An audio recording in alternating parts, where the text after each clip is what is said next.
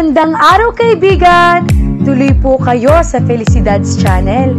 Sa mga kwento ng buhay at pag-ibig na hinalukay sa natatagong baul ni Felicidad. Pero bago po tayo magpatuloy, huwag niyo pong kalilimutan na i-like ang video, i-subscribe ang channel, at i-click ang notification bell para lagi kayong updated sa mga parating pa na upload.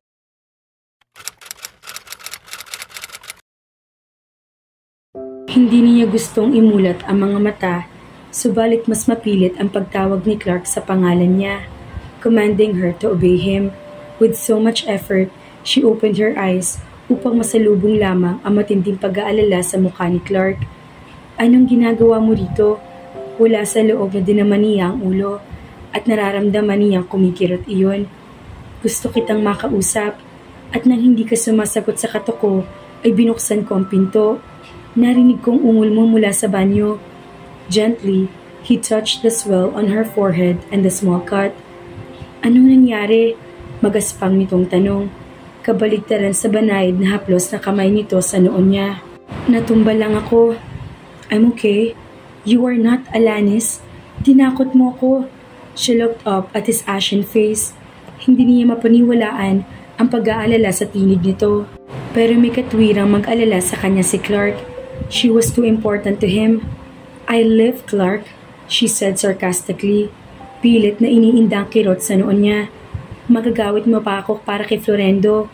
Sunod-sunod na litanya ng mura ang narinig ni Alanis mula rito. Sinikap niyang bumangon nang bigla ay manlaki ang mga mata niya. She was naked. Oh, and realized that she was in her bed. Anong umiikot ang mga mata niya sa paghahanap na may papantakip sa katawan. Sinisikap niyang hilahin ang pang-ibabaw na bedsheets, subalit wala siyang lakas. Binuhat lang kita mula sa banyo, ani Clark, at hinila ng malakas ang makapal na coverlet at itinakip sa katawan niya. Magbibihis ako. Oh God, Alanis, si Clark na nakatunghay sa kanya. Iniinspeksyon ang mukha niya. Ang isang kamay ay banayad na humahaplos sa noon niya. Kung hindi ako pumasok agad, baka gasino na niya naririnig ang sinasabi nito. Ang buong atensyon niya ay nasa kaalamang wala siyang saplot ng buhatin ni Clark at dalhin sa kama. Nakadagdag iyong lalo sa kirot ng ulo niya. Bahagya siya napaungol sa sakit ng ulo. Damn it, Alanis, nasasaktan ka. Ano ba talaga nangyari? Ulit nito sa nag-aalalang tinig. Walang anuman ito, Clark. Right, he muttered angrily. Huwag kang tumayo riyan. May kukunin lang ako. Tinungong muli ni Clark ang banyo at hindi nito mapigilan ang tila pagkirot ng sikmura. Napasukan nito nakadapa sa paanan ng toilet bowl si Alanis at nang buhatin nito at itinihaya, nakita nito may dugong umaagos sa noon niya. She could have killed herself kung napasama ang bagsak ng dalaga. Hindi nito maawat na murahin at sisihin ang sarili. Mula sa medicine cabinet, kinuha nito ang dapat kuhanin at mabilis na bumalik sa dalaga. Ang bigat nito sa kama ay bahagya nagpauga kay Alanis. She groaned. Oh God, I'm sorry, Alanis. Bumagsak ako. Usal niya. Hindi mo ko itinulak. Don't blame yourself. Pinunasan nito ng bulak na may alkohol ang natutuyong dugo sa paligid ng noon niya. Inihagis na lang basta sa sahig ang ginamit at muli nagbasa ng bulak. Napaungol si Alanis sa hapde. Kailangan mong madala sa ospital. You might have a concussion, Clark muttered gruffly. It took her an effort to shake her head. No, maliit lang na sugat lang iyan at marami ang dugong nakita ko nagmumula sa sugat mo kanina. Pinunasan ko lang ng tuwalya, ani Clark sa banayad na tinik. But he was angry. And you were unconscious. But yes, this is just a small cut. Nilagyan nito ng povidone iodine ang bulak at inilagay sa sugat niya. Pero maraming dugo ang karaniwan na ay madugo ang sugat kapag sa bahagi ng ulo. She reasoned out. Yeah, I guess you're right. Maliit na lang sugat na ito at nanatiling nakapikit si Alanis. Sa sakit na nararamdaman mula sa ulo niya ay hindi niya makuhang intindihin ang mga sinasabi ni Clark. Anger vibrated off him in strong waves. Binabari ng katawan niya sa parang kung paano pumipintig ang kirot sa ulo niya. Nararamdaman niya ang pag-aalala nito. He was almost bubbling in concern at naaapektuhan siyang higit sa pag-aalala nito kaysa sa galit nito. Nararamdaman niya ang paglalagay ng bandage ni Clark sa noo niya. Salamat, bulong ng dalaga nang sa pakiramdam niya ay tapos na ang ginagawa nito sa sugat niya. Hindi pa rin siya nagmumulat ng mga mata. First aid para sa sugat, pero baka may concussion ka, Alanis. I need to get you to the hospital. No, Clark. No, I'm fine. I will be. Ilang segundo lang ako nawala ng malay. Alright, pero sa ayaw at sa gusto mo, ay hindi ako aalis dito sa tabi mo. Napilitan siya magmulat ng mga mata. Ayoko! At sinikap niyang bumangon upang muli lang bumalik sa unan. See? I don't see. I'll be fine in a few minutes, she said weakly, at gusto niyang kasuklaman ang sarili dahil wala siyang magawa. Naubos yatang lahat ang lakas niya. His anxiety toward her looked genuine enough at gusto niyang umiyak subalit hindi niya gagawin iyon sa harap ng lalaki. Hindi sumagot si Clark. Sa halip, ay binuksan ang closet at naghanap ng maisusuot niya. He found her oversized t-shirt. Bumalik sa kama. Bibihisan kita. No, protesta niya sa nanlalaki ng mga mata. I can do it myself. Ang tinging ipinupukol nito sa kanya ay sapat na upang tumahimik sa pagprotesta si Alanis. Natumba lang ako sa banyo, pero hindi naman ako imbalido, she said defiantly. I know that, and stop complaining. Let's forget modesty for the moment. Maingat itong itinaas ang dalaga mula sa unan at isinuot ang damit sa ulo niya at sa mga braso niya. She could feel her muscles aching as Clark raised her arms. Iyon ang resulta ng takbong ginawa niya. There, wika nito tumayo. Sa ibabaw ng personal ref ay ang tray na may 2 baso. Nilagyan nito ng tubig ang isa at bumalik sa kanya. Dinampot ang kapsulang kinuha nito sa medicine cabinet. Take this. It's pain reliever. Hindi man niya gustong sumunod, ay kailangan niyang kapsula. Tumitindi ang sakit ng ulo niya. Gusto niyang isipin ang kalahati niyon ay sa sugat ng gagaling at ang kalahati ay dahil kanina pa masakit ang ulo niya mula sa pag-iyak at pagod. Naghikab siya. She tried to remain awake, subalit hindi niya mapigil ang antok. Unti-unting bumukas ang pinto ng silid at sumungaw ang mukha ni Karel. Sinulya pa ng ama at pagkatapos ay ang natutulog na si Alanis. Sa likod dito ay ang yaya na sa wari ay inaawat ang bata subalit hindi mapigilan. Is Alanis sick, Daddy? Karel asked worriedly. Ang sabi ng mga katulong ay may sakit si Alanis. Shh! Inilagay ni Clark ang darili sa mga labi. Nakakaintinding tumango ang bata at maingat na pumasok at lumapit sa kama. No, she isn't sick, honey. But she had a fall while taking her shower, and so she must rest for a while. That's why you bandaged her forehead? Tumango si Clark. Tumingala sa ama si Karel. Sabi ni Aunt Grace ay tawagin kita. That I insist that you eat with us. Sinulya pa nitong muli si Alanis.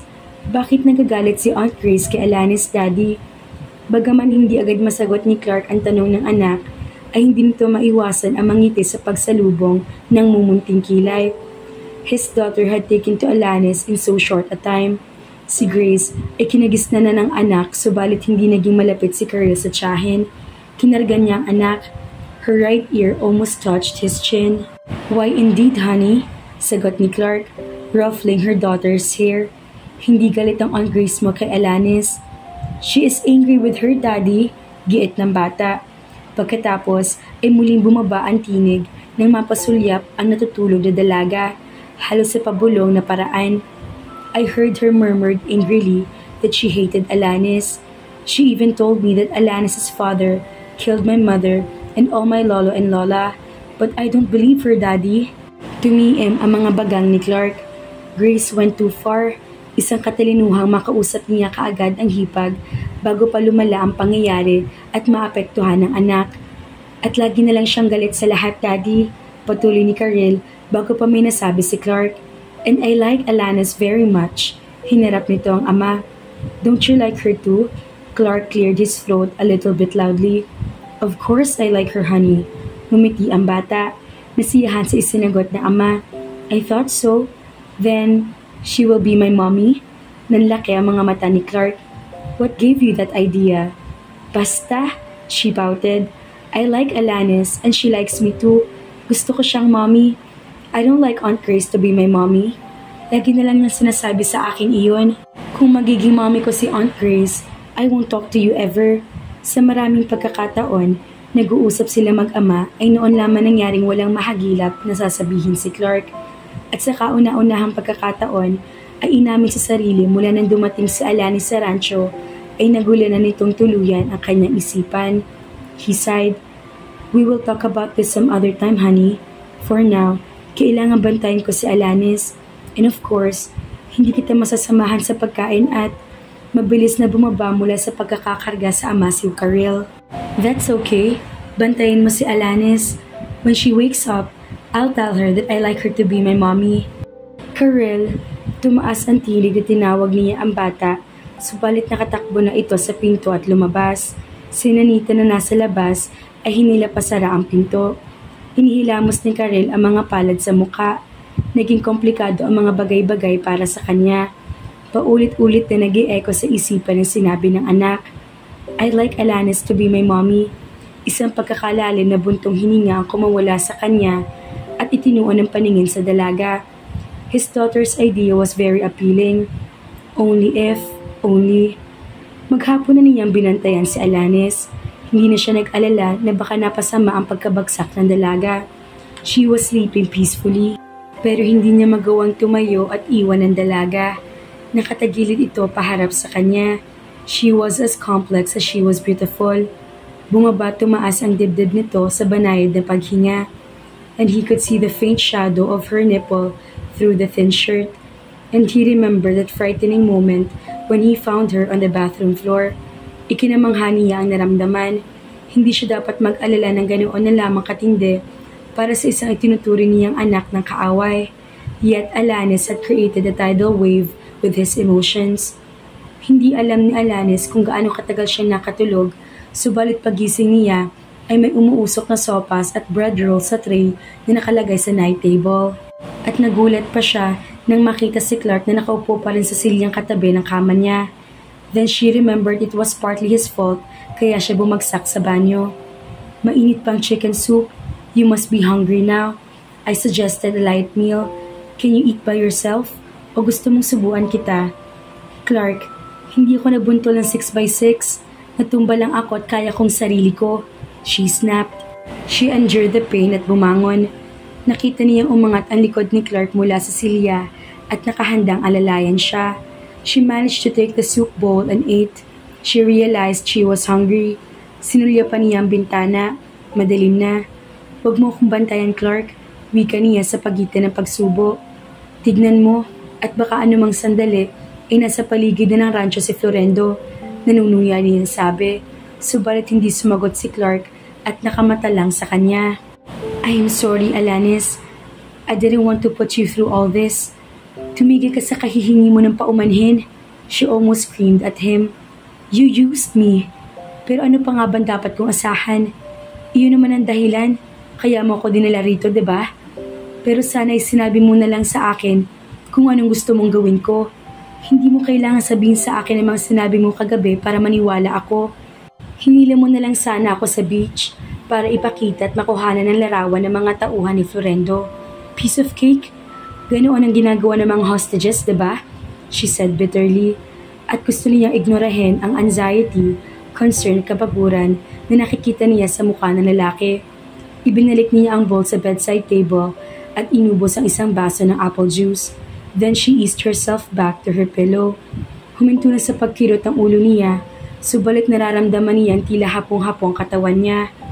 Ang mga sinabi ko sa iyo kagabi ay totoong lahat, he said in a strained voice.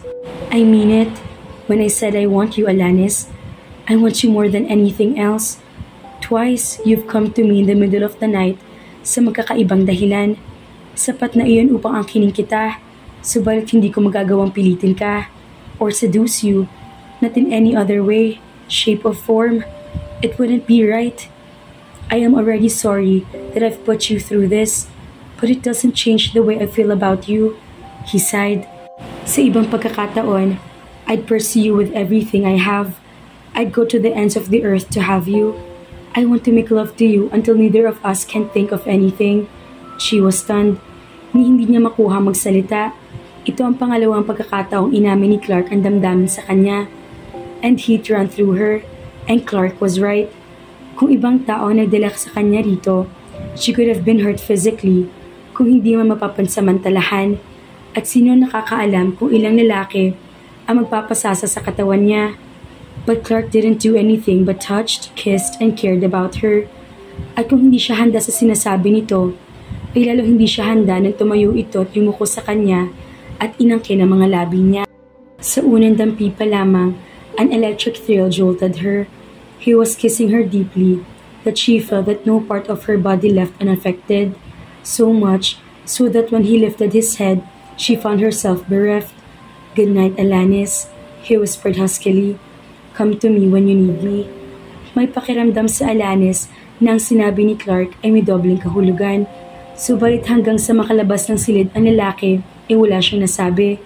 Dinaman niya ang mga labi at may pakiwari siyang naroroon pa rin ang init ng mga labi nito.